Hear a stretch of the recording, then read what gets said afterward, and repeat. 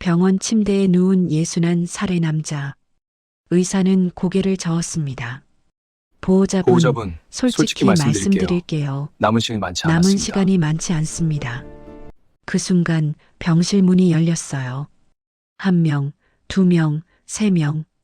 끝없이 밀려드는 사람들. 그들은 하나같이 같은 말을 했습니다.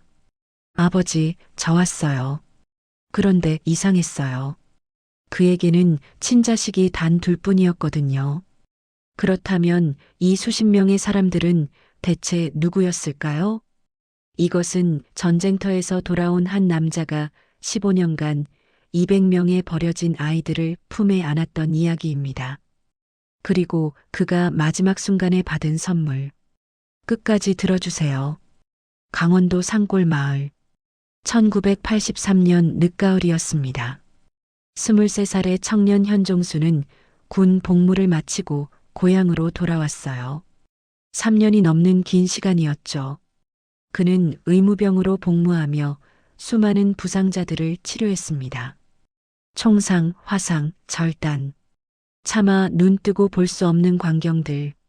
그의 손은 늘 피로 물들어 있었어요. 고향 마을은 떠날 때와 달라진 게 없었습니다. 낡은 기와집들, 비포장 흙길, 논밭 사이로 부는 바람. 그런데 한 가지 달라진 것이 있었어요. 마을 입구에 낯선 건물이 하나 생겨 있었습니다. 사랑의 집. 간판에 적힌 글씨를 읽으며 종수는 고개를 갸웃거렸어요. 이게 뭐지? 호기심에 문을 두드렸습니다. 문을 연 건 백발의 수녀님이었어요. 어머, 젊은이. 어디서 왔어요? 저 이 마을 사람인데요. 군대 갔다 왔습니다. 수녀님의 눈이 반짝였어요. 아이고, 고생 많았네. 들어와요. 따뜻한 차라도 한잔하고 가요. 종수는 그렇게 처음 사랑의 집에 발을 들였습니다. 안으로 들어서는 순간 숨이 멎는 듯 했어요. 거실 한쪽에 아이들이 옹기종기 모여 있었거든요. 대여섯 명쯤 되어 보였습니다. 이 아이들은 버려진 아이들이에요. 수녀님의 목소리가 차분하게 이어졌습니다. 부모에게 버림받은 아이, 가정폭력을 피해 도망친 아이, 고아원에서 탈출한 아이. 이유는 다 달랐지만 갈 곳이 없다는 건 똑같았어요. 우리가 할 수 있는 건 이 아이들에게 따뜻한 밥 한 끼와 잠자리를 주는 것뿐이에요. 종수는 아이들을 바라봤습니다. 그 눈빛들, 두려움과 불안이 가득했어요. 하지만 그 속에 작은 희망의 불씨도 보였습니다. 이 아이들, 내가 전쟁터에서 봤던 사람들과 똑같구나. 종수의 가슴이 먹먹해졌어요. 전쟁터에서 그는 수많은 생명을 살렸습니다. 하지만 살리지 못한 생명은 더 많았어요. 그 죄책감이 늘 마음 한구석에 자리 잡고 있었죠. 수녀님, 저 여기서 일하면 안 될까요? 무심코 튀어나온 말이었습니다. 수녀님이 놀란 표정을 지었어요. 정말이에요? 네. 의무병 출신이라 간단한 치료는 할 수 있어요. 아이들 돌보는 것도 배우면 되겠죠. 그날부터 종수는 사랑의 집의 자원봉사자가 되었습니다. 처음엔 쉽지 않았어요. 아이들은 종수를 경계했거든요. 특히 10살짜리 소년 민호가 그랬습니다. 민호는 아버지의 폭력을 피해 집을 나온 아이였어요. 남자 어른이라면 무조건 무서워했죠. 종수가 다가가기만 해도 몸을 움츠렸습니다. 민호야, 아저씨 무섭지 않아. 소용없었어요. 민호는 종수의 눈도 마주치지 않았습니다. 한 달이 지났습니다. 어느 날 밤 종수는 이상한 소리에 잠을 깼어요. 훌쩍훌쩍. 누군가 우는 소리였습니다. 소리를 따라가 보니 민호가 화장실 앞에 쭈그리고 앉아 있었어요. 바지가 젖어 있었습니다. 이불에 실수를 한 거였죠. 민호야. 민호의 몸이 굳어졌습니다. 혼나겠지. 맞겠지. 그 생각이 얼굴에 그대로 드러나 있었어요. 종수는 아무 말 없이 민호 옆에 앉았습니다. 그리고 조용히 말했어요. 아저씨도 군대 있을 때 이런 적 있었어. 민호가 고개를 들었습니다. 눈이 동그래졌어요. 정말요? 응. 너무 무서웠거든. 밤마다 악몽을 꿨어. 그러다 보니 종수는 웃으며 말을 이었습니다. 괜찮아. 누구나 그럴 수 있어. 자, 씻고 옷 갈아입자. 그날 밤 종수는 민호의 이불을 빨고 새 이불을 깔아줬어요. 민호는 그런 종수를 빤히 바라봤습니다. 아저씨, 안 때려요? 왜 때려? 실수한 건데. 민호의 눈에서 눈물이 흘러내렸습니다. 종수는 아무 말 없이 민호의 머리를 쓸어주었어요. 그날 이후 민호는 달라졌습니다. 종수만 보면 졸졸 따라다녔어요. 아저씨, 아저씨 부르는 소리가 하루 종일 끊이지 않았죠. 다른 아이들도 하나둘 마음을 열기 시작했습니다. 그렇게 3년이 흘렀어요. 종수는 30이 되었습니다. 어느 날 마을에 새로운 사람이 이사를 왔어요. 26살의 젊은 여자. 이름은 박순영이었습니다. 순영은 마을 보건소에서 일하게 된 간호사였어요. 우연히 사랑의 집을 방문했다가 종수를 만났습니다. 여기서 일하시는 분이세요? 네, 자원봉사자예요. 남자분이 이런 일을 하시네요. 대단하시다. 순영의 눈빛이 따뜻했어요. 종수는 괜히 얼굴이 붉어졌습니다. 그 후로 순영은 자주 사랑의 집에 들렀어요. 아이들 건강검진을 해주겠다며 찾아왔죠. 물론 그게 전부는 아니었습니다. 종수 씨, 점심 드셨어요? 아, 아직이요. 그럼 같이 먹어요. 제가 도시락 싸왔거든요. 두 사람은 자연스럽게 가까워졌습니다. 아이들 사이에서 소문이 퍼졌어요. 아저씨랑 순영 누나 사귀는 거 아니야? 바보야, 어른들은 그런 거 물어보면 안 돼. 종수는 그런 아이들이 귀여웠습니다. 하지만 동시에 걱정도 됐어요. 나는 결혼을 해도 되는 걸까? 이 아이들은 어떻게 하지? 고민이 깊어졌습니다. 어느 날 순영이 먼저 말을 꺼냈어요. 종수 씨, 저 할 말이 있어요. 두 사람은 마을 뒷산에 올랐습니다. 노을이 지는 하늘이 붉게 물들어 있었어요. 저 종수 씨 좋아해요. 순영의 고백이었습니다. 종수의 심장이 쿵 내려앉았어요. 기쁨과 두려움이 동시에 밀려왔습니다. 순영 씨, 나도 좋아해요. 근데요? 나는 평범한 남자가 아니에요. 저 아이들을 버릴 수가 없어요. 앞으로도 계속 이 일을 할 거예요. 그런 나랑 결혼하면 고생만 할 거예요. 순영이 웃었습니다. 알아요. 그래서 좋아하는 거예요. 네. 종수 씨가 아이들을 대하는 모습 보면서 확신했어요. 이 사람이랑 가정을 꾸리면 행복하겠다. 우리 아이들도 행복하게 키울 수 있겠다. 종수의 눈시울이 뜨거워졌습니다. 정말 괜찮은 거예요? 네. 저도 같이 할게요. 아이들 돌보는 거. 그해 겨울, 두 사람은 작은 결혼식을 올렸습니다. 사랑의 집 아이들이 들러리를 섰어요. 민호가 꽃다발을 들고 입장했습니다. 작지만 따뜻한 결혼식이었어요. 결혼 후 종수 부부는 사랑의 집 근처에 작은 집을 얻었습니다. 순영은 보건소 일을 하면서도 틈틈이 아이들을 돌봤어요. 그러던 어느 날 수녀님이 종수를 불렀습니다. 종수야, 얘기 좀 하자. 수녀님의 표정이 어두웠어요. 불길한 예감이 들었습니다. 무슨 일이세요? 이 집 문을 닫아야 할 것 같아. 네. 왜요? 내가 이제 나이가 많잖아. 수녀원에서도 지원이 끊길 예정이고 더 이상 운영하기가 어려워. 종수의 머릿속이 하얘졌습니다. 이 집이 문을 닫으면 아이들은 어디로 가죠? 고아원? 아니면 다시 길거리로? 수녀님, 제가 이어받으면 안 될까요? 뭐라고? 제가 이 집을 이어받아서 운영할게요. 수녀님이 놀란 표정을 지었습니다. 종수야, 쉬운 일이 아니야. 돈도 많이 들고 내 인생을 다 바쳐야 해. 알아요. 그래도 할게요. 그날 밤 종수는 순영에게 이 이야기를 했습니다. 순영은 한참 동안 아무 말이 없었어요. 거절하려나. 종수의 가슴이 조마조마했습니다.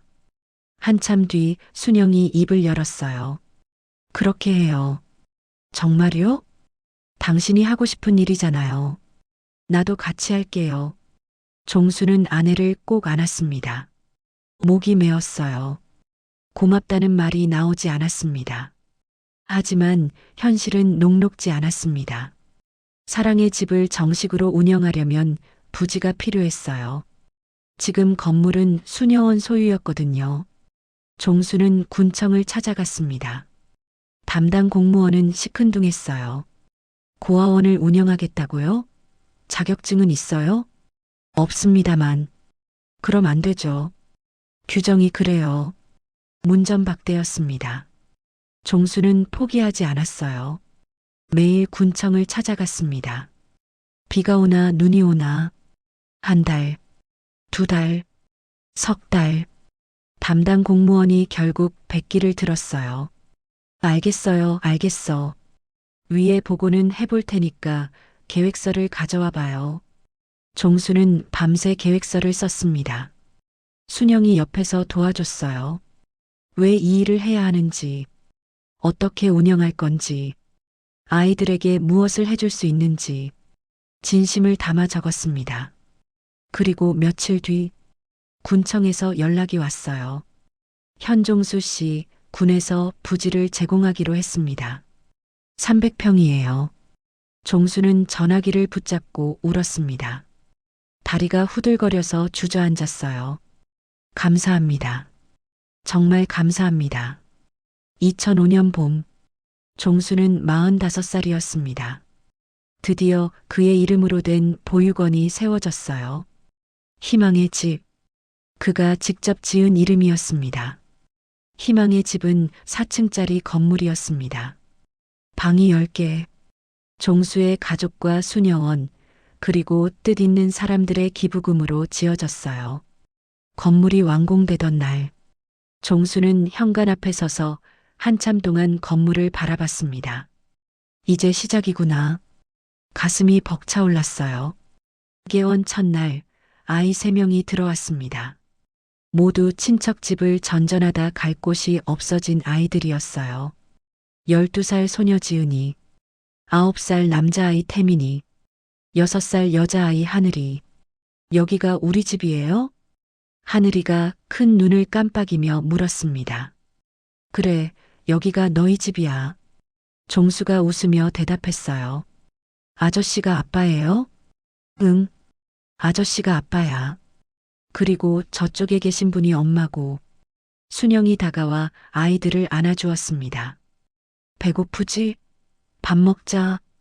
그날 저녁 희망의 집에서 첫 번째 가족 식사가 열렸어요. 종수 부부와 세 아이.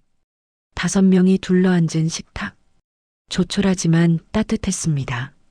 소문은 빠르게 퍼졌어요. 강원도 산골에 버려진 아이들을 받아주는 집이 있다더라. 한 달 만에 아이가 10명이 됐습니다. 2달 만에 20명. 반년이 지나자 30명을 넘었어요. 종수는 기뻤지만 동시에 걱정도 됐습니다. 아이가 늘어날수록 돈이 더 많이 필요했거든요.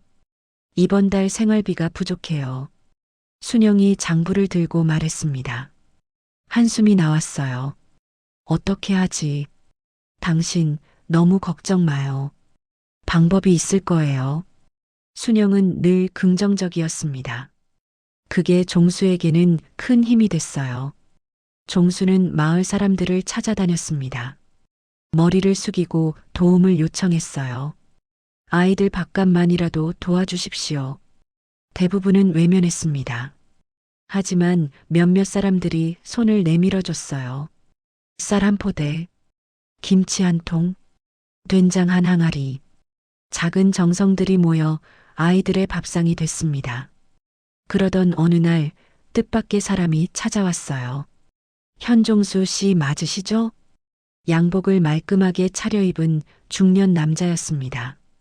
명함을 내밀었어요. 서울그룹 회장 비서실. 종수는 어리둥절했습니다. 무슨 일로 오셨는지. 저희 회장님께서 이곳에 관심을 가지고 계십니다. 한번 만나보시겠습니까? 며칠 뒤 종수는 서울로 올라갔습니다. 난생 처음 고층 빌딩에 발을 들였어요. 긴장이 됐습니다. 회장실 문이 열렸습니다. 안에는 백발의 노신사가 앉아 있었어요. 어서 오세요. 현종수 씨. 안녕하십니까, 회장님. 종수는 어색하게 인사를 했습니다. 회장이 빙긋 웃었어요. 그렇게 긴장하지 마세요. 나도 어릴 때 고아였거든. 네. 6살 때 부모님이 돌아가셨어요. 이 집 저 집 떠돌다가 20살에 맨손으로 사업을 시작했죠. 힘들었어요. 누군가 도와주는 사람이 있었으면. 그런 생각을 많이 했습니다. 회장의 눈빛이 먼 곳을 향했어요. 그래서 당신 같은 분이 계시다는 소식을 듣고 만나보고 싶었습니다. 회장은 종수에게 봉투 하나를 건넸어요. 이건 앞으로 매달 생활비를 지원하겠습니다. 그리고 아이들 학비도요. 종수의 손이 떨렸습니다. 봉투 안에는 수표가 들어 있었어요. 회장님, 이건 너무 받아요. 나도 어릴 때 이런 도움을 받았으면 인생이 덜 힘들었을 거예요. 당신이 하는 일 정말 대단합니다. 종수는 고개를 숙였습니다. 눈물이 흘러내렸어요. 감사합니다. 정말 감사합니다. 그날 이후 희망의 집은 안정적으로 운영될 수 있었습니다. 회장의 후원은 10년 넘게 이어졌어요. 아이들은 하나둘 늘어났습니다. 그리고 또 하나둘 떠나갔어요. 어떤 아이는 친척에게 입양됐습니다. 어떤 아이는 새 부모를 만났어요. 어떤 아이는 성인이 되어 독립했습니다. 떠나는 날, 아이들은 꼭 종수 부부에게 인사를 했어요. 아버지, 어머니 감사했습니다. 종수는 늘 같은 말을 해줬습니다. 힘들면 언제든 돌아와. 여기는 내 집이야. 그런데 모든 아이가 좋은 곳으로 떠난 건 아니었어요. 14살 소년 준혁이 부모의 이혼으로 희망의 집에 온 아이였습니다. 어머니는 재혼을 했고 아버지는 술에 빠져 살았어요. 아무도 준혁이를 원하지 않았죠. 준혁이는 처음부터 반항적이었습니다. 규칙을 어기고 다른 아이들과 싸우고 밤에 몰래 집을 나갔어요. 준혁아, 왜 그래? 무슨 일 있어? 종수가 물어도 준혁이는 대답하지 않았습니다. 차가운 눈빛으로 쳐다보기만 했어요. 신경 꺼요. 아저씨가 내 아버지도 아니면서. 그 말에 종수는 가슴이 찔렸습니다. 하지만 포기하지 않았어요. 준혁이가 밤에 집을 나가면 종수도 따라 나갔습니다. 골목골목을 뒤져서 찾아냈어요. 때로는 새벽 3시, 4시까지. 준혁아, 집에 가자. 왜 자꾸 찾아와요? 귀찮게. 내가 걱정되니까. 거짓말. 다 거짓말이야. 어른들은 다 똑같아. 준혁이의 눈에 분노가 가득했습니다. 하지만 그 속에 상처도 보였어요. 종수는 아무 말 없이 준혁이 옆에 앉았습니다. 나도 어릴 때 아버지가 무서웠어. 맨날 술 마시고 소리 지르고 어머니한테 손찌검도 했어. 그래서 나는 일찍 집을 나왔지. 준혁이가 처음으로 종수를 바라봤습니다. 진짜요? 응. 그래서 알아. 내 마음. 화가 나고 억울하고 세상이 다 싫지? 준혁이의 눈시울이 붉어졌습니다. 근데 말이야, 너한테는 아직 기회가 있어. 이 세상에 너를 걱정하는 사람이 있거든. 누가요? 나. 그리고 순영 어머니, 그리고 여기 있는 형제들. 종수가 준혁이의 어깨를 감싸 안았습니다. 우리가 내 가족이야. 진짜 가족. 그날 밤 준혁이는 처음으로 울었습니다. 펑펑 울었어요. 종수의 품에서. 그 후로 준혁이는 조금씩 달라졌습니다. 반항은 줄었고 공부를 시작했어요. 고등학교를 졸업하고 기술학교에 들어갔습니다. 21살이 되던 해, 준혁이가 종수를 찾아왔어요. 아버지, 저 취직했어요. 그래, 어디? 자동차 정비소요. 기술 배운 거 써먹을 수 있대요. 종수의 얼굴에 미소가 번졌습니다. 잘했다. 정말 잘했어. 준혁이가 머뭇거리다 말했어요. 아버지, 그때 포기 안 해줘서 고마워요. 종수는 아무 말도 하지 못했습니다. 목이 메어서 그냥 준혁이를 꼭 안아주었어요.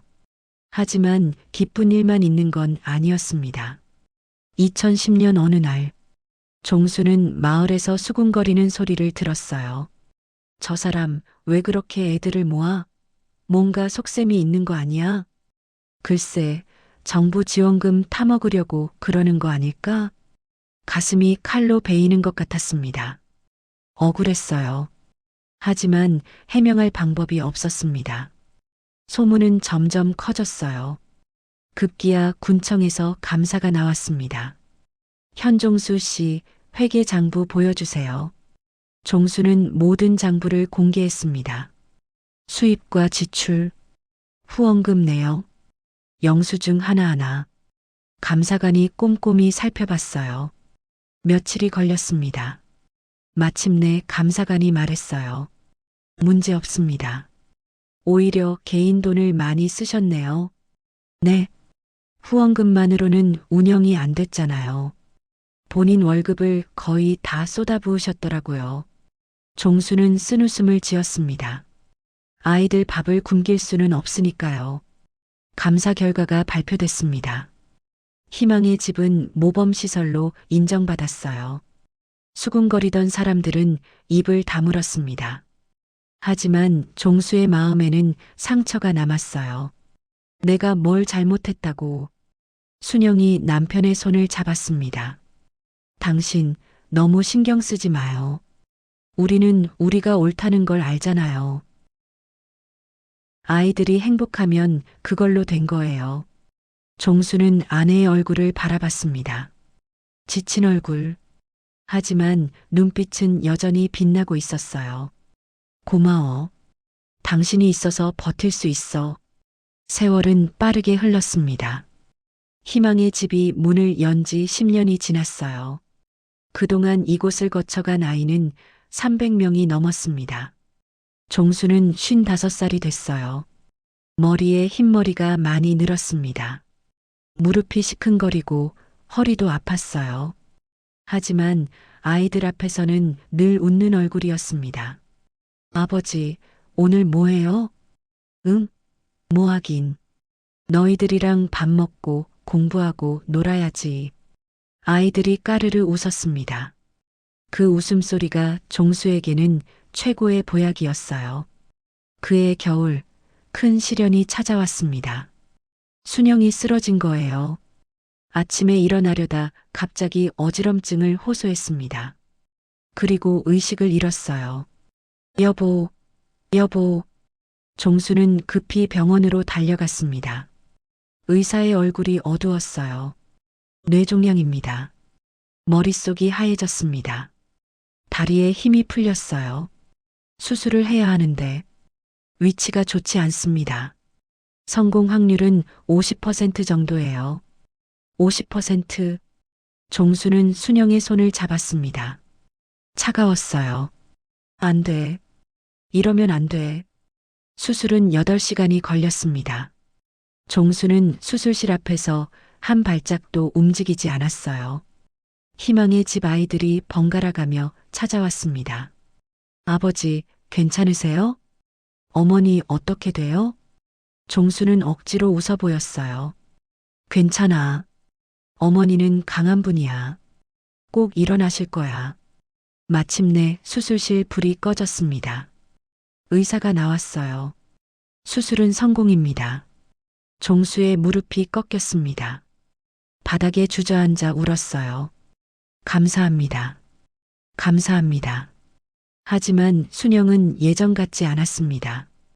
왼쪽 팔다리가 마비됐어요. 재활이 필요했습니다. 미안해요, 여보.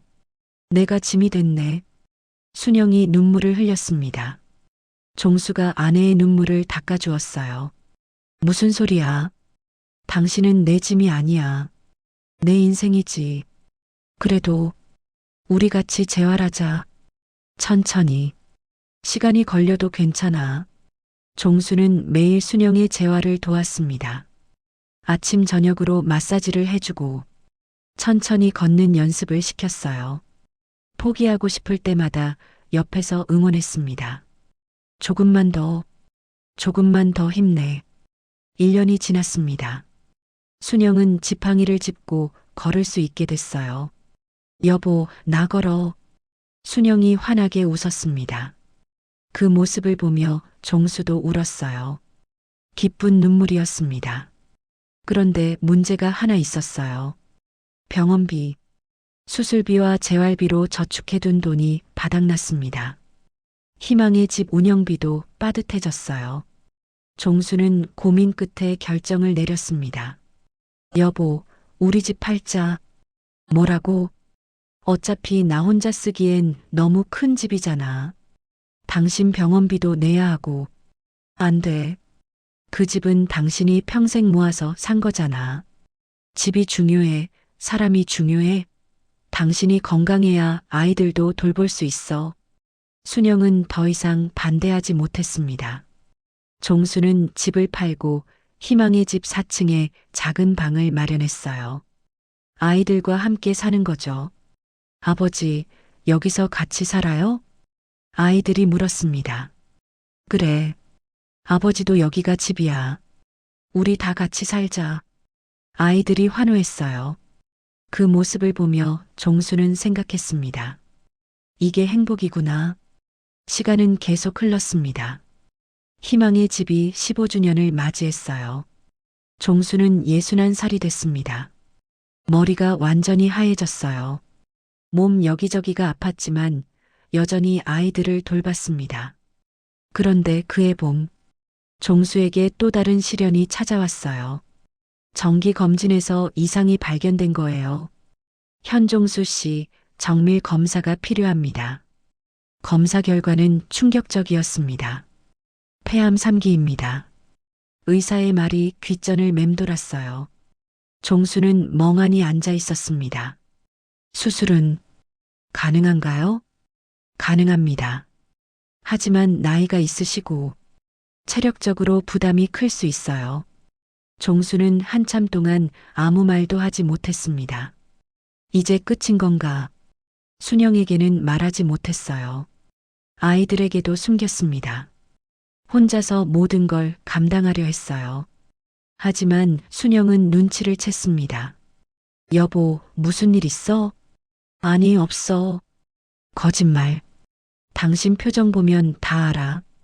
종수는 더 이상 숨길 수 없었어요. 모든 걸 털어놓았습니다. 순영의 얼굴이 하얘졌어요. 하지만 금방 표정을 가다듬었습니다. 수술 받아요. 뭐? 수술 받으라고요. 포기하면 안 돼. 하지만 비용도 그렇고 아이들은 어떻게 해? 아이들은 내가 볼게요. 이젠 나도 걸을 수 있잖아. 순영이 종수의 손을 꼭 잡았습니다. 당신 아직 할 일이 많아요. 이렇게 끝나면 안 돼. 종수의 눈에서 눈물이 흘러내렸습니다. 고마워. 정말 고마워. 수술을 앞둔 날, 종수는 아이들을 모았습니다. 더 이상 숨길 수 없었거든요. 얘들아, 아버지가 할 말이 있어. 아이들이 조용해졌습니다. 아버지가 아파. 내일 수술을 받아야 해. 아이들의 눈이 커졌어요. 아버지, 많이 아파요? 조금 아파. 근데 괜찮아. 의사 선생님이 고쳐주실 거야. 10살짜리 소녀 민지가 울기 시작했습니다. 아버지 죽으면 안 돼요. 우리 어떡해요. 죽지 않아. 아버지가 약속할게. 꼭 돌아올 거야. 종수는 아이들을 하나하나 안아주었습니다. 작은 몸들이 떨리고 있었어요. 이 아이들을 위해서라도 살아야 해. 종수는 마음속으로 다짐했습니다. 수술 당일 병원에 뜻밖의 손님이 찾아왔어요. 아버지, 익숙한 목소리. 돌아보니 청년 하나가 서 있었습니다. 준혁이? 맞았어요. 자동차 정비소에서 일하고 있던 준혁이었습니다. 어떻게 알고 왔어? 순영 어머니한테 연락받았어요. 아버지 수술한다고. 준혁이 뒤로 다른 사람들이 보였어요. 민호, 지은이, 태민이, 그리고 이름 모를 얼굴들. 희망의 집을 거쳐간 아이들이었습니다. 20명이 넘었어요. 우리가 왔어요, 아버지. 수술 잘 받으세요. 우리가 기다릴게요. 종수는 말을 잃었습니다. 눈앞이 뿌옇게 흐려졌어요. 이 아이들이 나를 위해 고맙다. 정말 고맙다. 그것밖에 말이 나오지 않았습니다. 수술은 6시간이 걸렸습니다. 모두가 수술실 앞에서 기다렸어요. 마침내 의사가 나왔습니다. 수술 성공입니다. 종양을 깨끗이 제거했어요. 환호성이 터졌습니다. 아이들이 서로 껴안고 울었어요. 순영은 주저앉아 감사 기도를 올렸습니다. 며칠 뒤 종수가 눈을 떴어요. 흐릿한 시야에 익숙한 얼굴들이 보였습니다. 아버지, 아버지 깨셨어요. 종수가 희미하게 웃었어요. 내가 약속 지켰지? 수술 후 종수는 천천히 회복했습니다. 2주간의 입원 생활. 그동안 희망의 집 출신 아이들이 번갈아가며 병원을 찾아왔어요. 준혁이는 매일 저녁 퇴근 후에 왔습니다. 민호는 주말마다 먼 곳에서 달려왔어요. 지은이는 직접 만든 음식을 가져왔습니다. 아버지, 이거 드세요. 제가 만들었어요. 뭐야, 지은이 요리 실력이 이렇게 늘었어? 당연하죠. 지금 요리사예요, 저. 종수는 웃음이 나왔습니다.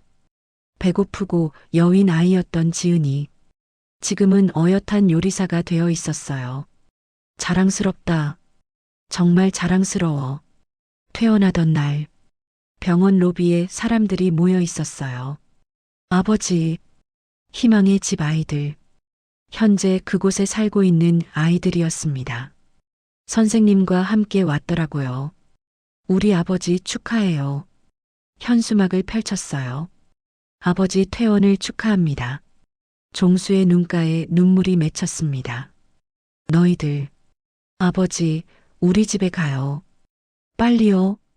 아이들이 종수의 손을 잡아 끌었습니다. 희망의 집에 도착했을 때 현관에 또 다른 현수막이 걸려 있었어요. 아버지 사랑해요. 200명의 자녀들이. 그 순간 종수는 울음을 터뜨렸습니다. 참을 수가 없었어요. 내가 받은 것보다 훨씬 많은 걸 돌려받는구나. 순영이 남편의 손을 잡았습니다. 당신 고생했어요. 이제 푹 쉬어요. 그런데 기쁨도 잠시. 예상치 못한 문제가 생겼습니다. 종수가 입원해 있는 동안 희망의 집 운영에 차질이 생겼어요. 정부 보조금이 끊긴 거예요. 무슨 일이죠? 순영이 군청에 항의했습니다. 규정이 바뀌었어요. 시설 책임자가 일정 기간 이상 부재하면 지원이 중단됩니다. 그럼 어떻게 해야 하나요? 다시 신청하셔야 해요. 심사를 거쳐서요. 재심사. 그 과정이 최소 6개월은 걸렸습니다. 그동안 어떻게 운영하죠? 종수는 걱정이 태산이었어요. 하지만 몸이 아직 완전히 회복되지 않아서 직접 나설 수도 없었습니다. 어떡하지? 아이들 밥은? 순영이 고민 끝에 말했어요. 당신 걱정 마요. 내가 해볼게. 당신이? 나도 이제 움직일 수 있잖아. 내가 군청에 다녀올게. 순영은 지팡이를 짚고 군청을 찾아갔습니다. 하지만 결과는 같았어요. 규정은 규정입니다. 답답했습니다. 막막했어요. 그때 뜻밖의 연락이 왔어요. 현종수 씨, 저 민호입니다. 민호, 희망의 집에서 자란 첫 번째 아이. 지금은 서울에서 사업을 하고 있었습니다. 아버지, 제가 도와드릴게요. 뭐? 아버지 덕분에 제가 여기까지 왔잖아요. 이제 제가 갚을 차례예요.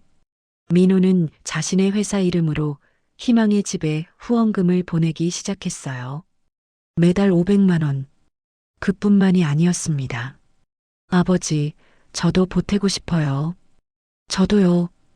희망의 집 출신 아이들이 하나둘 손을 내밀었어요. 10만 원, 20만 원. 금액은 작았지만 마음은 컸습니다.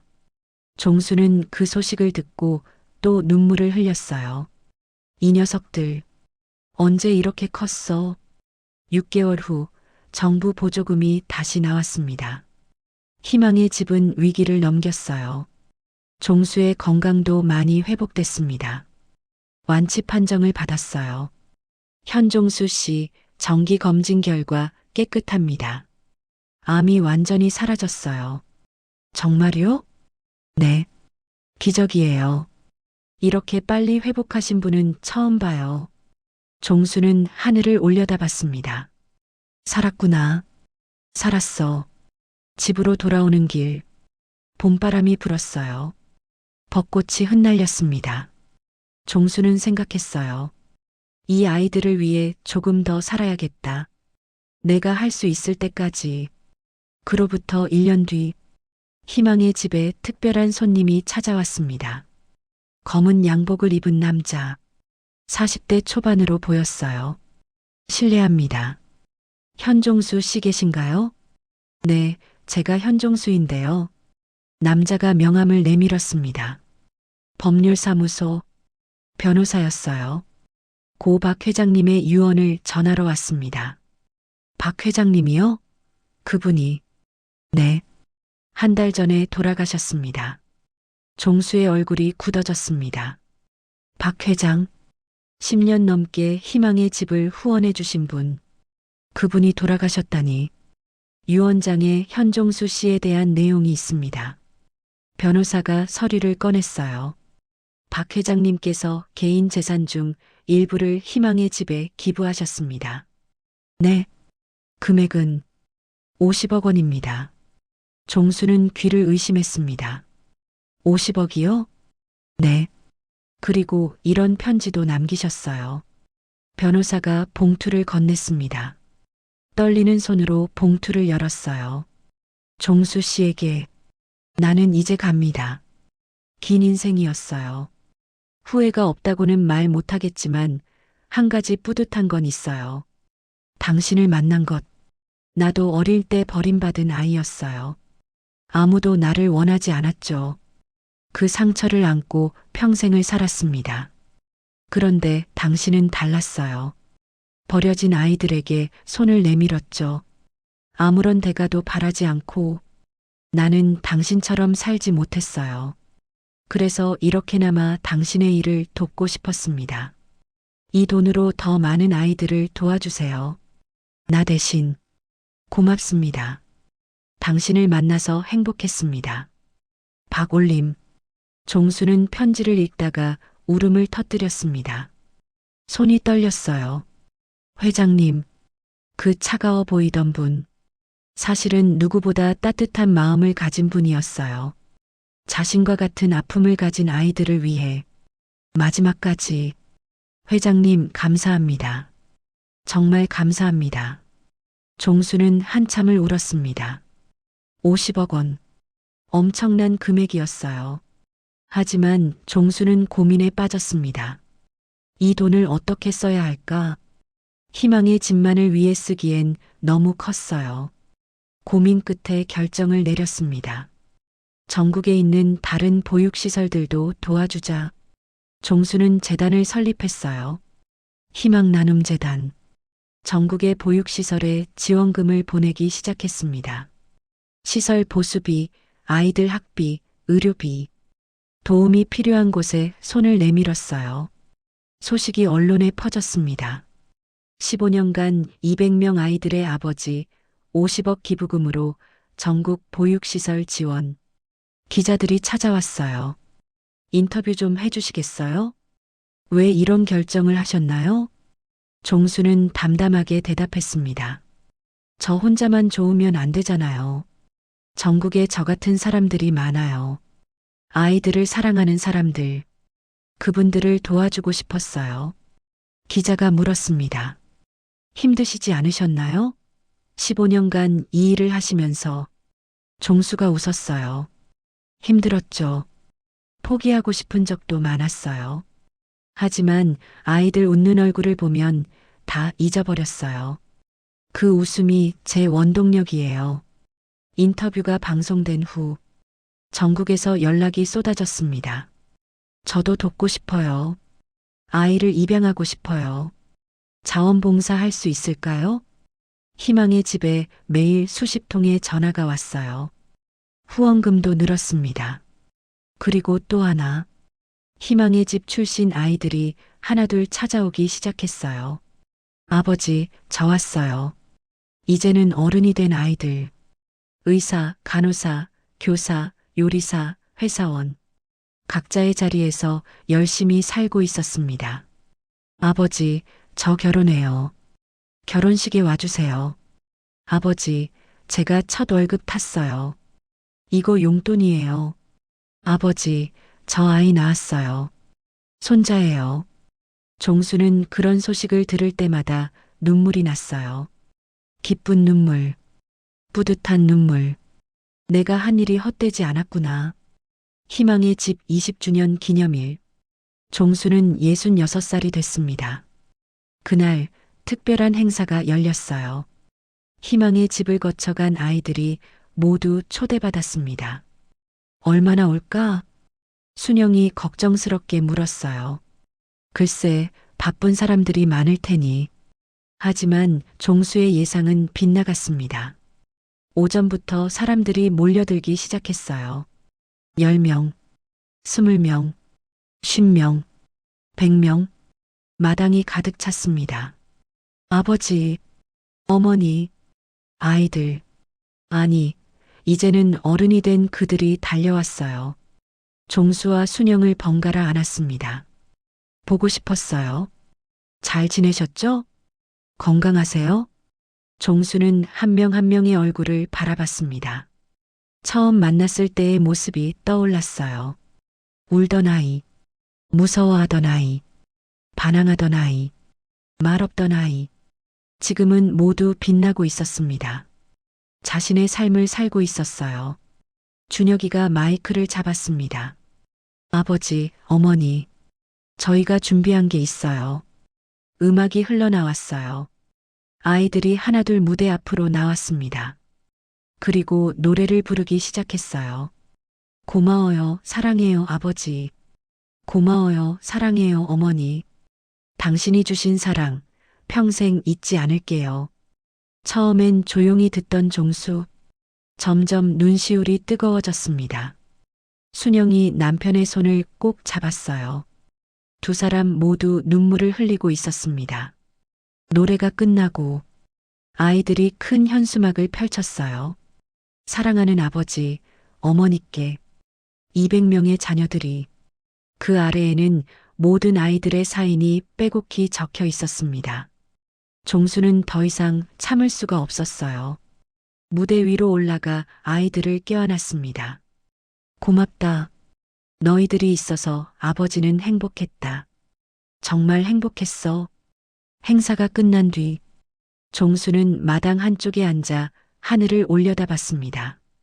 노을이 지고 있었어요. 붉은 하늘이 참 예뻤습니다. 순영이 옆에 앉았어요. 여보, 뭐 생각해? 그냥 내 인생이 생각나서. 종수가 빙긋 웃었습니다. 난 원래 평범한 사람이었어. 특별한 것도 없고 돈도 없고. 그런데 이 아이들을 만나면서 내 인생이 바뀌었어. 처음엔 아이들을 도와주는 거라고 생각했는데 사실은 내가 더 많이 받았어. 아이들한테서.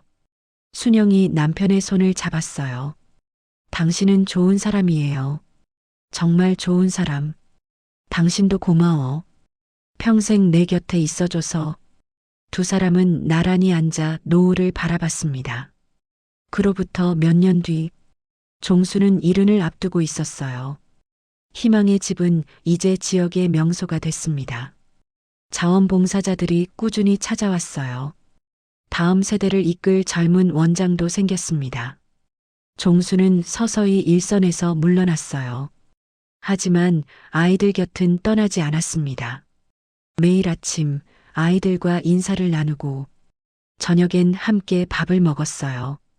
취침 전엔 어린 아이들에게 동화책을 읽어주었습니다. 옛날에 아이들이 잠드는 모습을 지켜보며 종수는 생각했어요. 이 아이들도 언젠가 어른이 되겠지. 그리고 또 다른 아이들을 도와주겠지. 사랑은 그렇게 이어지는 거야. 이 이야기는 실화를 바탕으로 재구성됐습니다.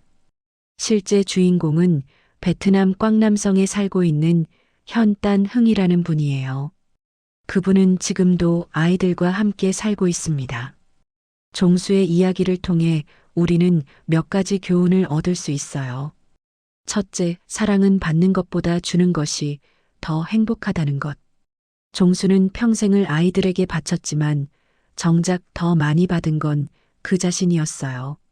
둘째, 포기하지 않으면 기적은 일어난다는 것. 수많은 어려움이 있었지만 그는 절대 포기하지 않았어요. 그 결과 200명의 아이들이 새 삶을 얻었습니다. 셋째, 한 사람의 선의가 세상을 바꿀 수 있다는 것. 종수 한 사람이 시작한 일이 결국 전국의 보육시설까지 돕게 됐어요. 작은 불씨가 큰 불을 이룬 거죠. 여러분 주변에도 도움이 필요한 사람이 있을 거예요. 꼭 거창한 일이 아니어도 괜찮아요. 따뜻한 말 한마디, 작은 손길, 그것만으로도 누군가의 인생이 바뀔 수 있습니다. 오늘 이 이야기를 듣고 무슨 생각이 드셨나요? 여러분도 종수처럼 누군가를 도와본 경험이 있으신가요? 아니면 누군가에게 도움을 받아 인생이 바뀐 적이 있으신가요? 댓글로 여러분의 이야기를 들려주세요. 긴 이야기 끝까지 들어주셔서 감사합니다. 다음에 또 좋은 사연으로 찾아뵙겠습니다.